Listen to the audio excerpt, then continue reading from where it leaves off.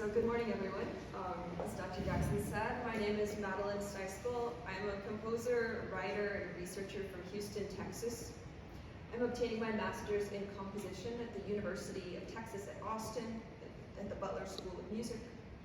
And I've been an expat to various Russian cities where I've studied language and culture, conducted ethnographical research, and taught English. And then last academic year, I studied on a stagirovka with Rodina at the Moscow Conservatory.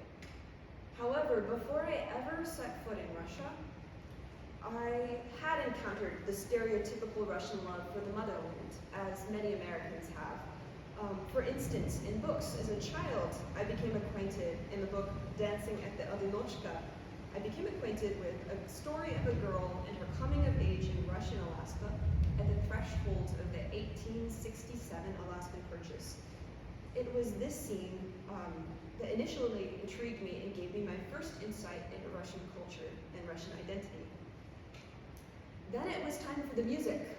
Lev and Dmitry would play their instruments, and Nikolai would sing sad, throbbing songs from the Ukraine that he had learned from his Russian father. Then Nikolai sang his sad songs, which sounded like someone crying. Some of his songs started out very slowly and got faster and faster until Lev had to jump up and dance again. Some of his songs made old man Kazevnikov cry.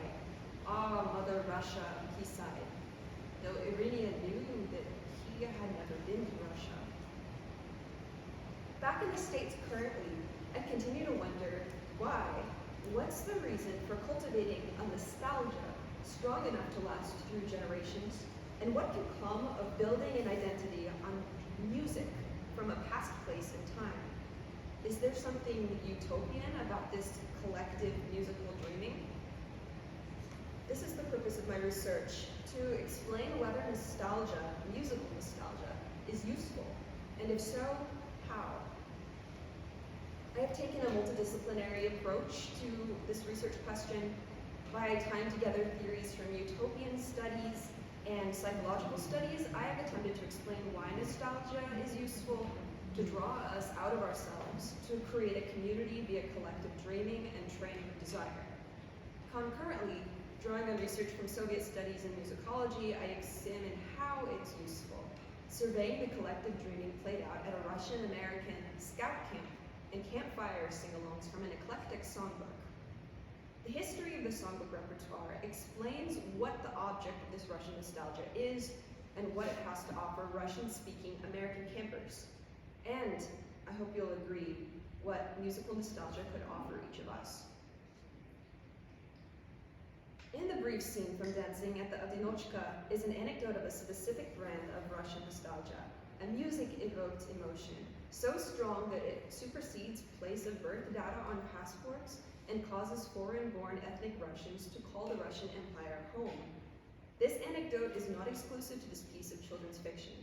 Richard Taruskin defines Russia abroad via Mark Rafe as the Russian-speaking population that fled the surge of the Red Army or escaped the Bolshevik and subsequent Soviet regime. Per his description, this society's habitually tight bonding through music is indicative of a people unwilling to, quote, unpack their suitcases, unquote, and assimilate in their land of exile, instead awaiting the day of return to the motherland. By the time Soviet power was consolidated around 1927-1930, Russia abroad had also established itself as an insular and heterogeneous society, one whose main theater of operations, its main existential validator, lay in cultural rather than political life. Russian nostalgia, Russian nostalgia comes in a peculiar flavor, since the land which Russian-speaking emigres called home has traded powers and redrafted borders several times over the course of the 20th century. For the Russian exile, nostalgia as a longing for the homeland seeks that which has been lost, both in time and space. For Svetlana Boym, whose book, The Future of Nostalgia, is outstanding in the Soviet nostalgia literature, the Russian brand of the emotion has followed the historical tendency for nostalgia to surge after revolutions. However, Russian nostalgia, quote, is not always for the ancient regime, stable superpower, or the fallen empire. but also for the unrealized dreams of the past and visions of the future that became obsolete, unquote. Yet in music, in this sense a utopian mechanism, time and space can be transversed, unearthing memories and evoking emotions at the drop of a needle on record. Over 100 years after the October Revolution, with both the Russian Empire and the Soviet Union fading into the past, Russian nostalgia seemingly points to a utopia in the Morian sense, a nowhere that exists in no time. But what if there still were a place where music could reconstruct the community regularly, could build out the utopia of nostalgia in practice? There is such a place in the Adirondacks, a microcosm of the Russia abroad community in America. Here, the organization of young Russian scouts, or Organizatsiya Rossiyskih Yulik Razvedchikov, runs an annual youth summer camp and offers children of the age of information allegiance to Mother Russia via music and more. Musical nostalgia cannot be inborn for them, but as for old man Kazitnikov, it can be taught. I will make the case that this process of teaching Russianness to ORUR scouts, according to the Russia Abroad principle, is at its root a utopian project. That passing on nostalgia secondhand via diversified Russian music is a constructive phenomenon illustrative of utopian scholar Ruth Levitas' process-based utopia. The ephemerality of the youth summer camp experience in general offers fertile ground for cultivating or creating a culture from scratch, as counselors try to create a sense of belongingness through traditions repeated annually. Camps take on a mythical utopian function, both nowhere and home at once, realizing in some capacity a utopian vision, or, as Ruth Levitas paraphrases Miguel Abençour, embodying in the forms of fantasy alternative values sketched in an alternative way of life. An international organization operating on American soil since 1945, the Organization of Young Russian Scouts, or ORUR henceforth, has the mission of teaching Russian heritage and Christian morals to its scouts all year long. At ORUR summer camps, this enculturation is condensed and accelerated, enacted in games, dance, master classes, and perhaps most significantly, in song. Participation in music making enjoys remarkable longevity in the memory of participants, serving for some as the most Russian activity ORUR offers. Natalie Zelinsky, an ethnomusicologist conducting fieldwork at the ORUR Adirondack campus in 2008, interviewed a 25-year-old alumna of the camp and received the following appraisal of the camper's experience attending ORUR in New York in the 1990s. Quote, "I think back to camp, for instance, and about really getting into the songs we sang around the campfire. And it's something that probably gave me a deeper connection to the big picture, to what we were trying to do, to preserve something. More than probably anything else, the biggest thing that we did that was specifically Russian or that fostered a connection to Russia was sitting around the campfire and singing Russian songs." Zelinsky emphasizes, quote, "The direct experience of singing songs around a campfire serves as the primary impetus for informing this interviewee with abstract concepts of belonging, cultural preservation, and diasporic mission," end quote. According to Boehm's theories of nostalgia and its place in the exile's experience, this bonding over campfire songs should not be underestimated, but rather may be understood as collective dreaming and reconstruction of the homelands. Quote, "It is the promise to rebuild the ideal home that lies at the core of many powerful ideologies of today, tempting us to relinquish critical thinking for emotional bonding. The sentiment itself, the mourning of displacement and temporal irreversibility, is at the very core of the modern condition," unquote. While children of immigrants may not have the same memories that continue to haunt their parents or predecessors, the camp songbook in practice mirrors Ernst Bloch's educated hope in theory. According to Levitas, quote, "The distinction between abstract and concrete utopia, what Bloch called doctor space, or educated hope, has to be understood as process rather than classification. This delivers a further understanding of the function of utopia, or of the imaginary reconstruction of society as method, the education of desire," unquote.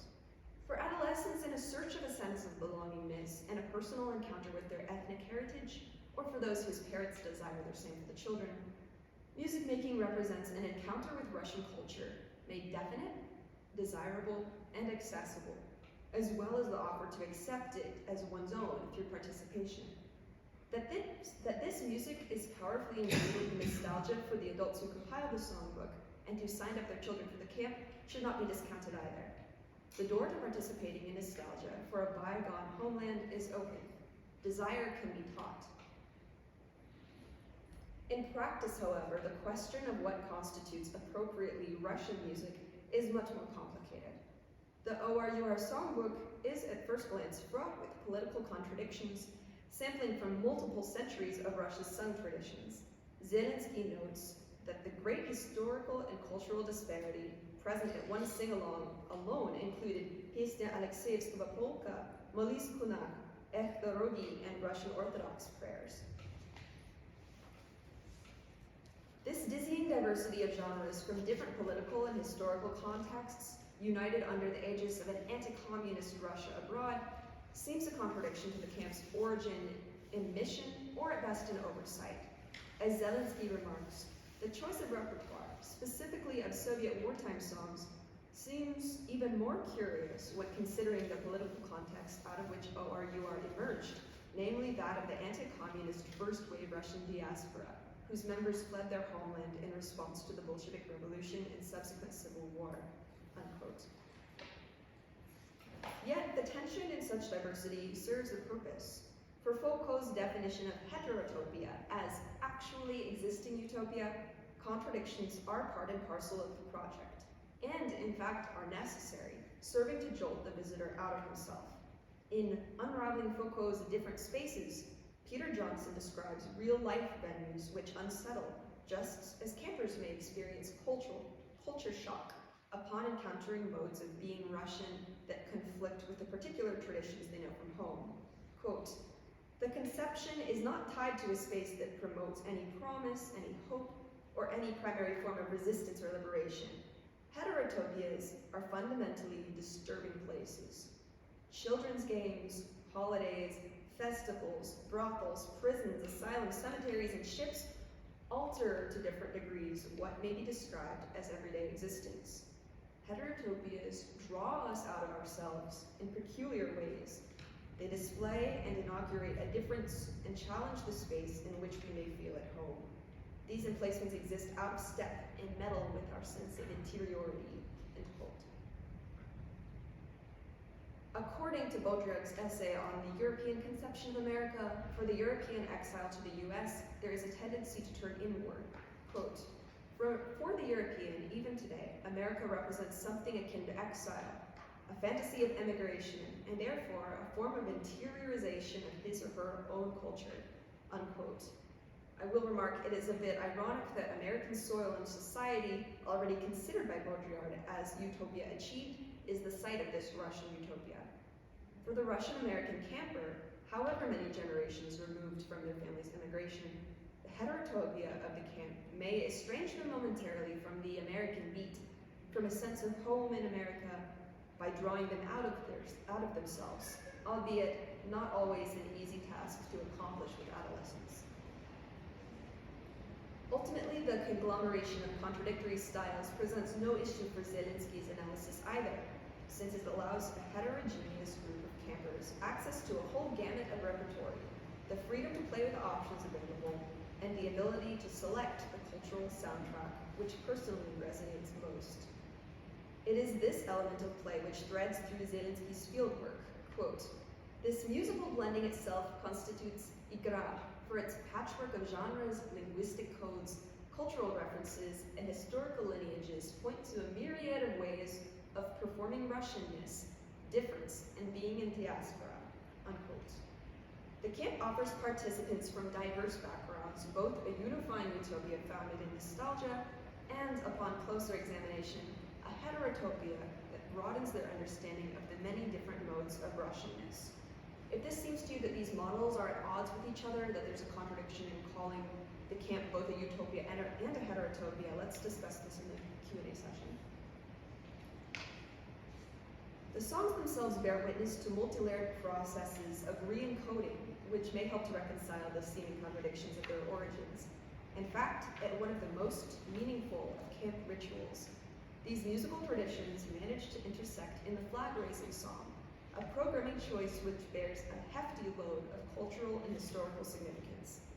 As Zelensky notes, during the daily flag-raising and lowering ceremonies, participants sing Kol Slavin Nash Gospod v Sioni, an 18th century spiritual piece composed by Dmitry Bortniansky in 1794, describing the ubiquity of God's presence on earth and adopted as a classic hymn within the diaspora. I do have this video not only in the presentation, also on my thumb drive, so if we have time to listen, we can do that a little bit later.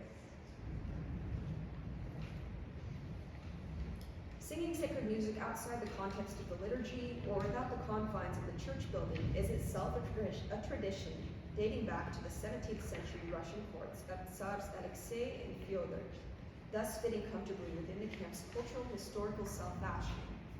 The song's composer, too, is of special significance.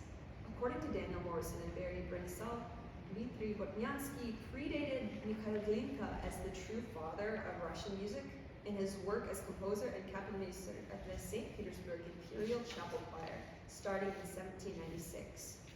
Bortniansky's Kol Slavin enjoyed venerated status in Russian society long before the revolution as the truest spiritual anthem of Russia.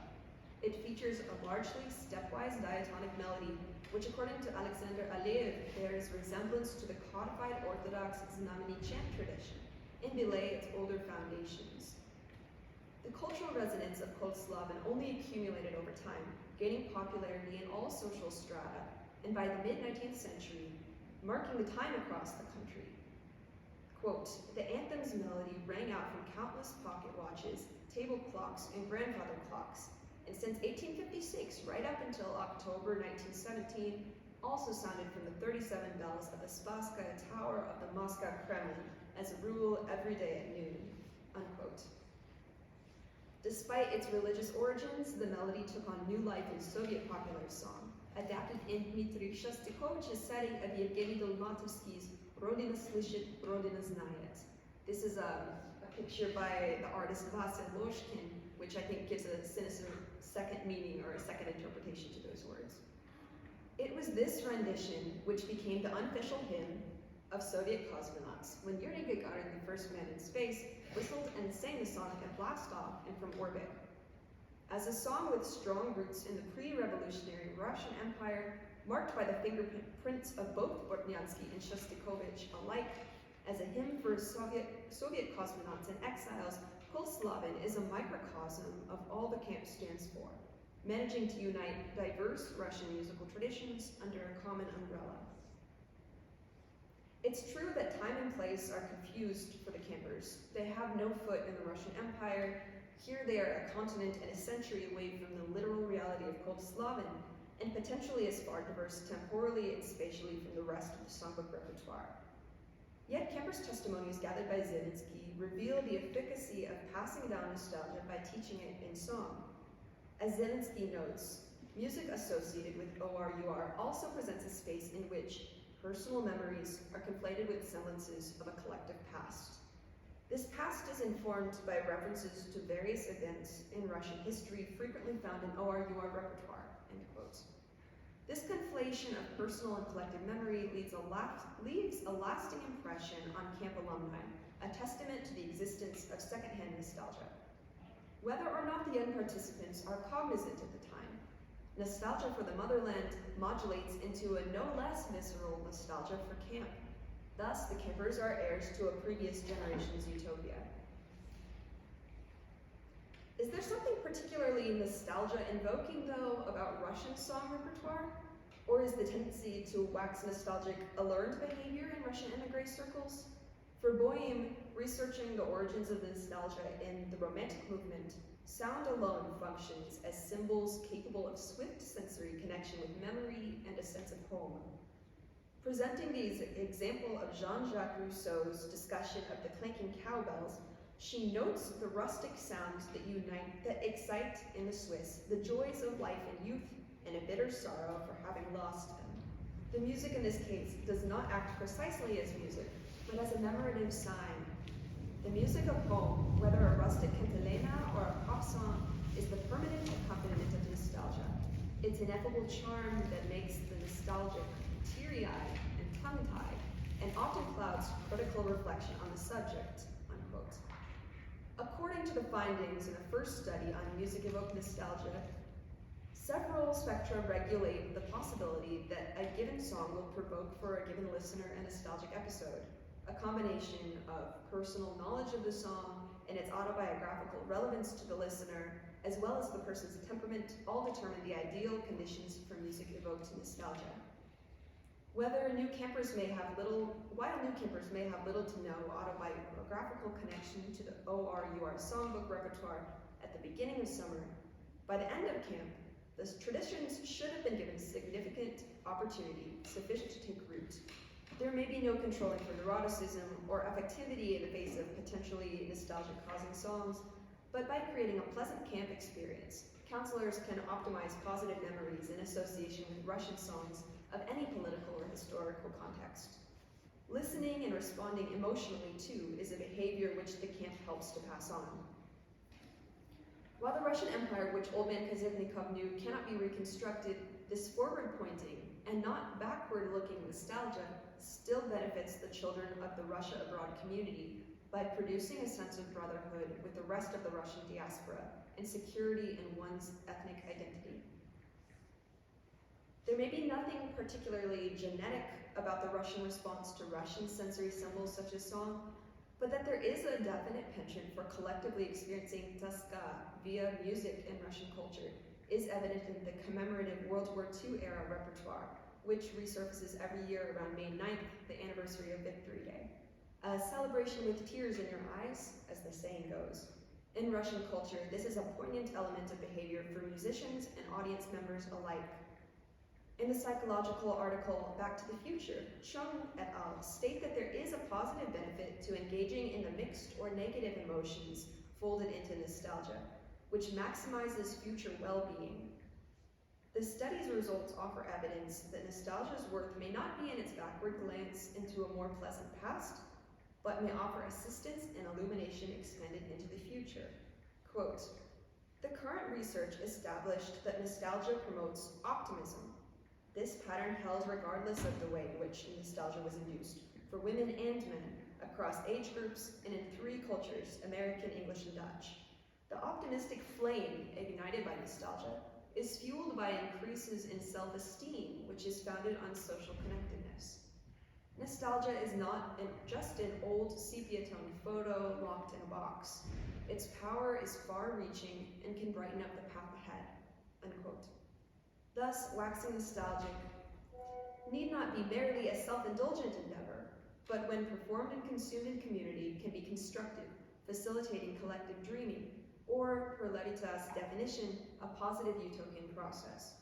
After all, her definition of utopia, quote, "equally allows and ultimately encourages the closing words of the novel News from Nowhere. If others can see as I have seen it, then it may be called a vision rather than a dream," end quote. Thank you so much for your attention. Thank you so much. You're welcome. Any questions you have? Oh, you wanted to play examples to us. Yes, if I Can we listen, an example of please? Koslav, and let's see if I can exit out of this.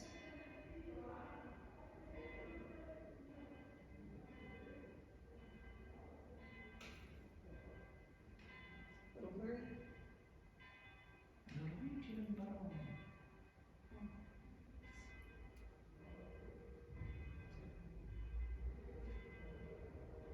Oh, it's very quiet. It's only playing for me on the laptop. It's not connected to the sound system.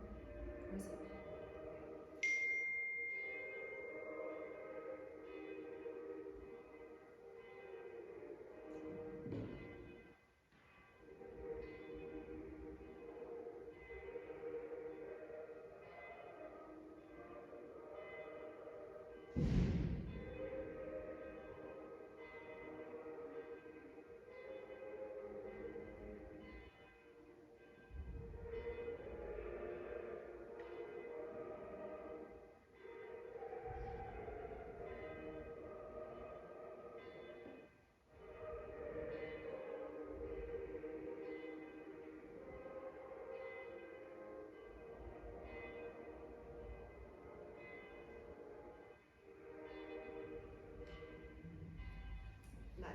phrase just repeats.